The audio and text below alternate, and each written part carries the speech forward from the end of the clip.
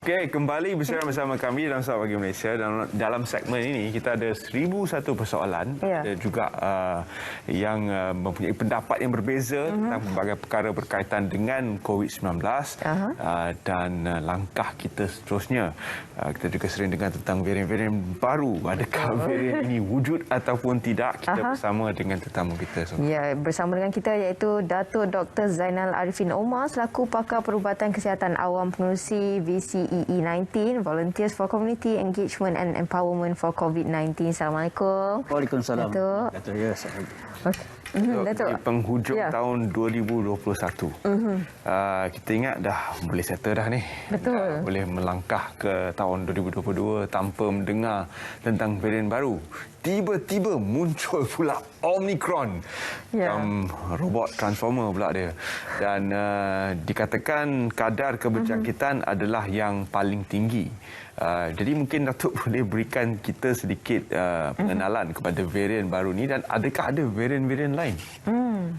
Ya, terlebih dahulu saya ucapkan terima kasihlah dan selamat tahun baru pada semua warga RTN dan penonton ya. Jadi kita berjumpa lagi ya.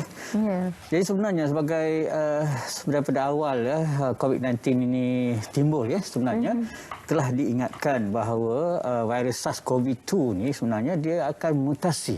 Ya, dia itu adalah sifat asasi hakiki daripada virus. Dia akan mutasi 3 bulan, 6 bulan dan sebagainya ya. Jadi kerana itu kita tengok SARS-CoV-2 ya bermula dengan alpha, kemudian terus kepada delta, mu dan sebagainya, dan yang terakhir adalah omicron ya. Dan kita mesti ingat bahawa dia akan terus bermutasi. Ya, kerana itu pakar-pakar berpendapat SARS-CoV-2 ataupun COVID-19 akan bersama kita untuk beberapa tahun yang akan datang. Jadi kalau kita tengok alfabet Greek tu, ya, kita ada lepas Omicron tu kita ada banyaklah Phi, last kali Omega. Nanti ada Omegatron pun ada. Kalau kita teruskan dia ada banyak. Kita harap supaya dia jangan lebih daripada Omega lah. Kita kena tukar alfabet lain pula ya. Jadi itu adalah yang kita kena faham di dalam jangkitan ni. Jadi orang kena faham kerana dia bermutasi. Tetapi prinsip dia sama ya. Dari segi prinsip penjangkitan dia, dia menyebabkan saluran pernafasan dan juga paru-paru. Dan kedua, prinsip pencegahan dia ya. 3 perkara. Vaksin, mask dan physical distancing ataupun penjarakan fizikal. Dan kita sebenarnya setiap mutasi itu pihak saintis telah mengatakan bersedia untuk membuat vaksin dan sebagainya lah. Jadi kita sebagai orang awam ni kita kena faham betul, tetapi jangan terlalu risau ataupun concern sangat kepada varian-varian macam-macam nama lah. Optimus Prime nanti ya. Ya saya. Baik, dan Datuk, terkini ada juga bila kita baca kelatan-kelatan akhbar kan, berkenaan dengan Delta Cron. Jadi mungkin komen daripada Datuk lah mengenai varian ini, adakah wujud sebenarnya ataupun dia boleh bergabung macam transformer. Omicron, Delta Cron. Boleh ke Datuk? Dia sebenarnya varian Delta sebenarnya yang Cron tu dia punya sebutan ya untuk ingatan ya. Jadi mutasi itu ada banyak sebab dia bergantung kepada dia punya DNA ya, protein dan sebagainya. Dia akan berubah, ada 1, ada 2, ada 3 dan sebagainya. Kerana itu berlaku mutasi dan nama-nama barulah. Jadi setiap perubahan tu kalau dipanggil VOC, variant of concern, yang menyebabkan jangkitan, maka WHO akan memberi nama yang khusus lah. Sebenarnya Delta Cron ni nama asal Delta Cron ni tambahan lah.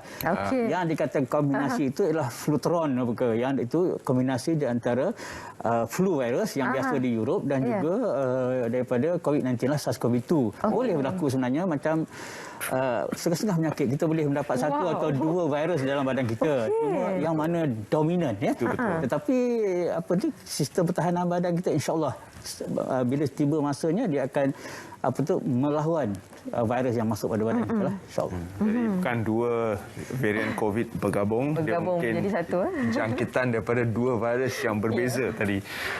Jadi macam-macam lah sekarang kita ingin cuba dapat kepastian daripada doktor.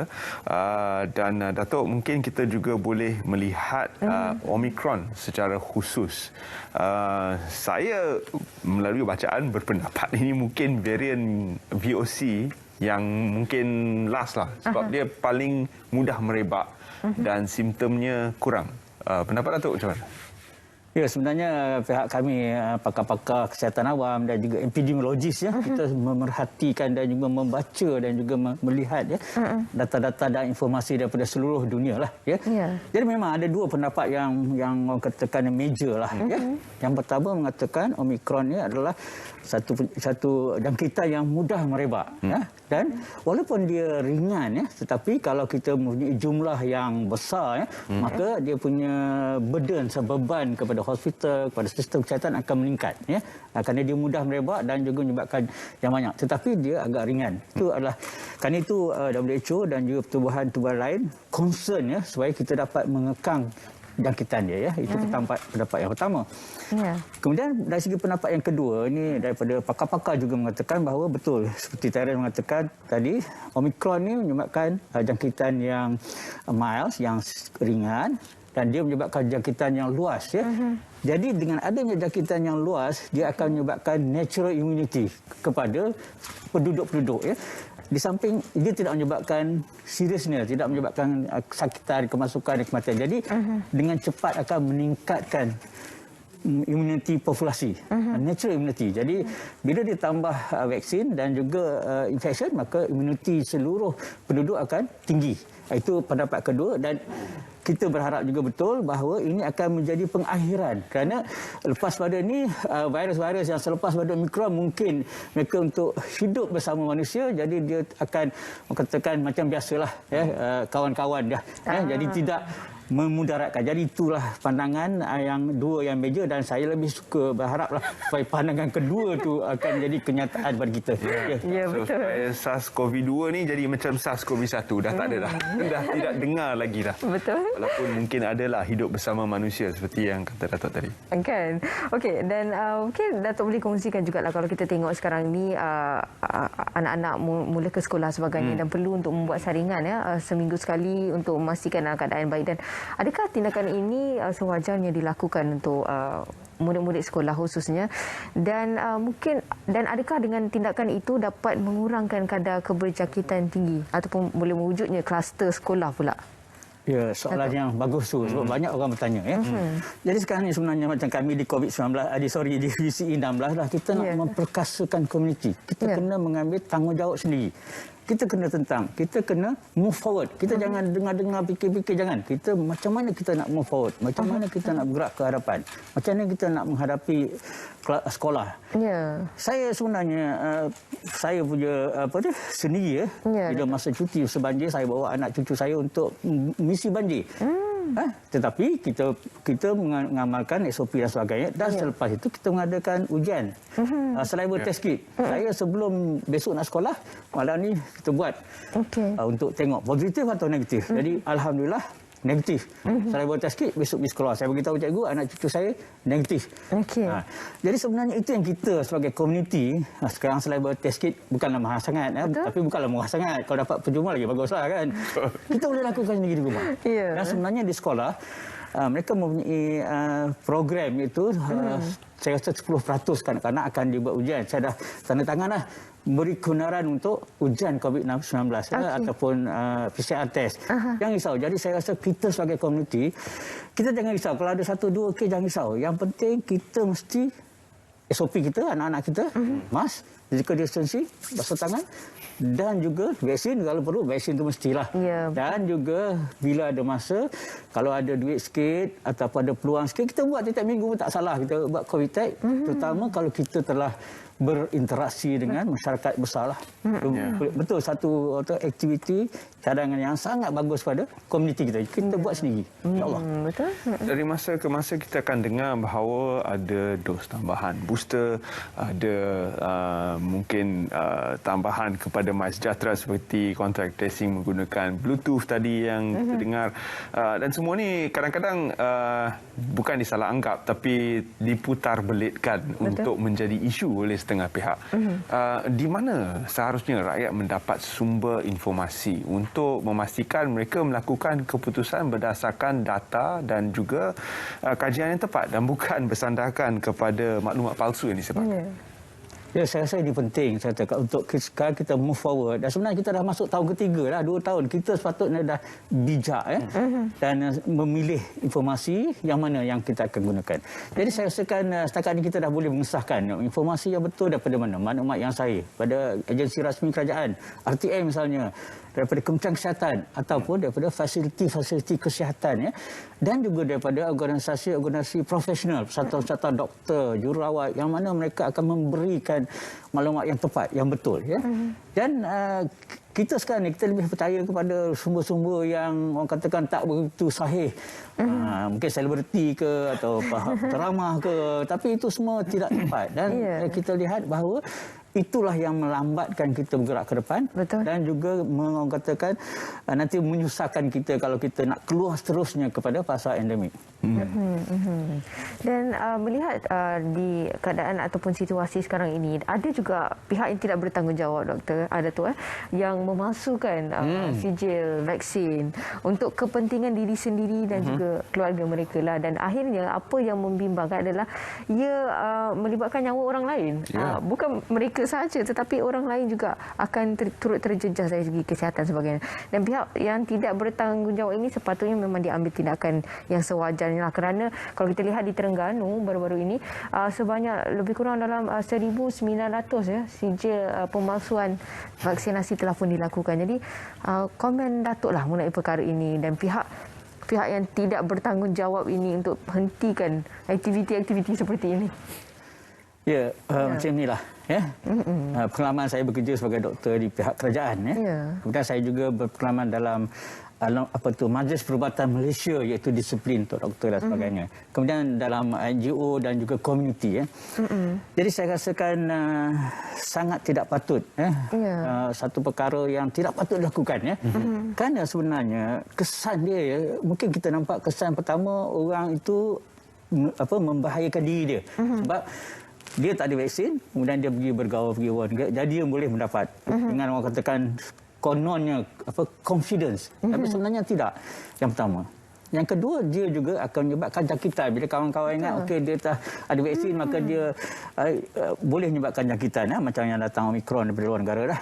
Dan yang ketiga yang kita mesti ingat bahawa sistem kita, sistem trust, kepercayaan orang kepada sistem kita. Negara luar, negara semua kata okey, sistem Malaysia bagus, dipercayai dan sebagainya. Tetapi ada macam ni berlaku. Jadi besok kalau you contohnya you pergi tempat lain, dia tahu, oh ni mana vaksin? Sejak mana Malaysia? Betul ke palsu ke tidak? Jadi ini merosakkan imej negara dan menyusahkan masyarakat yang tak bersalah. Jadi saya rasa memang patut ambil tindakan tegas kepada sesiapa. Kami dapat maklumat juga ada beberapa lagi dan pihak berkuasa kena enhance ataupun ketatkan pemantauan dan juga sistem di dalam pelaporan lah. Sebab ini kadang-kadang bukan sistem hardware ni, tetapi sistem humanware tu, manusia tu. Humanware. Kita baru dengar pagi tadi, sedih juga untuk mendengar bahawa ia hanya boleh berlaku di PPV itu sendiri dan dipalsukan oleh individu-individu yang tidak bertanggungjawab. Jadi memang sedih kita dengar apa yang disebutkan oleh tetamu kita pagi tadi. Namun ini realitinya dan saya setuju dengan Datuk, tindakan yang tegas harusnya diambil ke atas individu-individu ini. Seterusnya bergerak ke hadapan, sekali lagi kita memandang kepada pelbagai sektor yang telah pun dibuka semula. Bagaimana untuk kita memastikan pematuhan kepada SOP-SOP, kerana agak mudah apabila telah dibuka semula untuk kita ambil lewa. Ada yang tak pakai mask, ada yang tidak mengamal penjarakan fizikal. Bagaimana untuk pastikan SOP terus dipantau dan diamalkan, Datuk? Betul. Itulah satu soalan yang penting. Saya nak bagi orang katakan penyampaian hasrat kami lah. Saya berterlibat dalam COVID-19 daripada awal lagi Jadi sekarang ni sebenarnya kita mesti memperkasakan empower the community. You pergi tengok, you pergi mana-mana premis, berapa kali dia check, berapa kali dia tanya, ada vaksin ke tidak? You ada? Tak ada. Saya rasa tak ada tanya saya, ada vaksin ke tidak? You check tidak? Tak ada. Kadang kita tak scan pun dia tak ada. Jadi pemantauan, penguatkuasaan authority itu, orang kata bukan lemah, tapi tak mungkin dilakukan semua. Jadi kita yang penting pada kita, keluarga kita, pertama SOP kita vaksin, booster dan sebagainya. Yang kedua, physical distancing. Kalau kita kena pergi ke tempat awal, kena pergi ke restoran, make sure kita ada physical penjarakan fizikal. Yang ketiga, kena pakai mask setiap masa. Betul. Bila masa kita pergi, kadang kita tak boleh nak adakan physical distancing, kita mesti mask. Jadi saya rasa itu saja. Selain daripada itu, pihak autoriti boleh orang katakan sekali-sekali. Dan kita jangan mengharapkan mereka. Jadi masa ini, kalau kita nak bergerak ke depan, kalau kita nak cepat kepada endemik, komuniti mesti bertanggungjawab. Berani tegur, berani buat supaya kita dan juga kita mengamalkan dan mempromosikan yang betul. InsyaAllah. Dan pandangan Datuk lah mengenai berkenaan dengan masyarakat Malaysia sekarang ini, khususnya kalau kita duduk beramai-ramai sekarang ini dah boleh hadir ke rumah dan sebagainya, kan boleh berjumpa rakan-rakan sebagainya.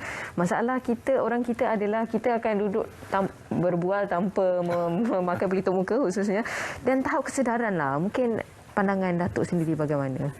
Ya, kadang-kadang macam saya pun, keluarga kita, kan kita pergi rumah, sama boleh kenui kahwin dan sebagainya. Jadi kadang-kadang orang nak salam, lama tak jumpa, nak jadi kita rasa pun budaya kita. Jadi kadang-kadang tu kita alamak. Jadi kita kena pertama itulah, kita macam mana pun kita kena vaksin. Itu adalah orang katakan kita punya langkah awal. Jadi kita rasa selamat sikit. Yang kedua, pakai mask. Yang ketiga, kita sanitize lah. Kalau kita dah lepas salam, kalau orang tua kita kalau kita salam lah tak apa, tapi kita cepat sanitize. Dan kita akan bagi tahu lah, minta maaf lah, kita tak boleh. Jadi saya rasakan walaupun kita dah masuk tahun ketiga, tetapi orang katakan nak lupakan budaya lama tak boleh. Dan saya rasakan pelan-pelan insya-Allah supaya kita orang katakan terus mengamalkan dan orang kata jangan ambil ringan lah, jangan ambil ringan. Saya rasa itu saja jalan kita. Antara komorbiditi yang seringkali kita lupa adalah obesiti, dan kadar obesiti di kalangan rakyat Malaysia tetap tinggi, Datuk. Walaupun kita dah ubah suai piramid makanan kita untuk membesarkan lagi jumlah protein berbanding karbohidrat, namun mungkin pengamalan itu kurang sampai. Obesiti satu masalah yang akan membawa kepada pelbagai komplikasi kesihatan lain, namun ia merupakan komorbiditi yang sangat penting dalam pada kita menghadapi COVID-19 ini. Bagaimana untuk memberi kesedaran itu tentang penjagaan kesihatan di kalangan rakyat Malaysia? Ya, sebenarnya penyakit kronik tidak berjangkit. Saya suka topik ni. Bermula je pemakanan, berat badan, obesiti, kemudian diabetes, darah tinggi. 35% darah tinggi, lebih 25% diabetes, obesiti. Jadi saya rasa sudah sampai masa, kita dah buat lama dah kempen dan sebagainya, sekarang dah macam-macam kemudahan dah ada. Jadi kita sebagai individu dan komuniti mudah saja timbang berat badan tu. Kalau tak hari-hari pun tiap minggu lah.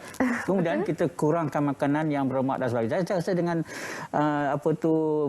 dan beriadah. Dia kata kita kena jaga. Sebab itu adalah masalah utama di negara kita ialah berat badan, obesiti dan penyakit kronik non-communicable disease, NCD. Dan Datuk, mungkin tahun baru Cina ini adalah akan menjadi yang pertama dalam 2-3 tahun di mana ada keluarga yang berkumpul secara ramai-ramai untuk reunion dinner. Akan ada seperti biasa balik kampung dari Kuala Lumpur ke Pulau Pinang. Pulau Pinang selalu sesak pada musim tahun baru Cina ini. Apakah peringatan yang boleh Datuk sampaikan kepada keluarga-keluarga yang bakal berkumpul nanti untuk reunion dinner dan juga untuk mereka yang akan bercuti dalam sempena menyambut tahun baru Cina di hujung bulan ini? Ya, itulah betul. Jadi pertama sekali kita sebagai ibu bapa atau penjaga atau komuniti dan sebagainya, kita kena ingatkan semua orang kena ambil vaksin. Kalau tak ada vaksin, jangan datang rumah saya. Itu syarat bersama. Itu contohlah kan. Okey, kalau tak ada ni, kita nak pergi berkumpulan family. Tanya setiap orang, apa salahnya? Tanya setiap orang, dah ada vaksin belum? Dah ada booster ke belum? Kalau tak ada, kau pergi ambil dulu. Contohlah. Dan saya rasa kita kena kan, dalam syariat kita. Yang ketiga, kita kena amalkanlah. Memang sekarang kita akan, alhamdulillah, nanti kita akan berkumpul dan sebagainya. Jadi kita itulah pastikan mask dan physical distancing. Tapi saya rasa yang penting vaksin itu penting lah ya. Itu yang mana kita tak boleh tidak mesti divaksinkan kecuali sebab tertentu. 99% sudah dapat 2 dos di kalangan 18 tahun dan ke atas. Rasanya tidak ada lagi lah golongan dewasa yang belum divaksin. Kecuali mungkin mereka dengan penyakit-penyakit tertentu dan keadaan kesihatan tertentu, dan mereka yang belum divaksin ni yang perlu kita lindungi sebagai golongan yang divaksin. Ya, betul. Dan mungkin ada saranan daripada Datuk sendiri kepada para penonton luar sana yang dah dapat temu janji untuk booster tapi masih lagi mengelak lagi, rasa macam ragu-ragu lagi perlu ke tidak untuk mengambil dos penggalak sebagainya, dan sedikitlah nasihat daripada Datuk sendiri kepada para penonton. Ya, okey, saya rasa macam inilah. Ya. Kalau kita dah dapat jadual, kita ambil booster. Kalau tak dapat, kita minta. Alhamdulillah saya dah, family saya semua sudah. Walaupun yang muda-muda pun sudah. Maknanya kita walaupun orang cakap macam mana side effect apa semua, saya rasa itu adalah satu pertahanan yang pertama. The single most important thing to do now. Maaf bahasa Inggeris sikit.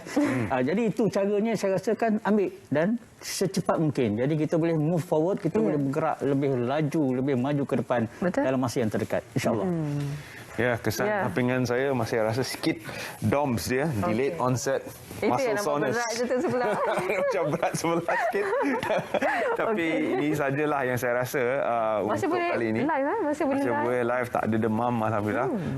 Dan kesannya agak minimum lah jika dibandingkan dengan dos pertama saya. Dos pertama AstraZeneca terus pengsan, demam. Terus saya Sinovac dos pertama tapi masih belum dapat lagi temu janji untuk dos penggalak. Jadi doa-doakan moga cepat. Suami saya dah selesai. Saya belum lagi, mungkin soon insya-Allah. Jadi itu perkongsian kita. Terima kasih saya ucapkan ribuan terima kasih kepada Datuk Dr. Zainal Arifin Omar selaku pakar perubatan kesihatan awam, pengerusi VCEE19 Volunteers for Community Engagement and Empowerment for COVID-19. Terima kasih banyak Datuk di atas perkongsian dan juga nasihat kepada kita semualah untuk khususnya untuk mengambil tahu tentang varian baru, menjaga SOP sentiasa walaupun di mana anda berada, dan yang paling penting adalah ambil dos penggalak.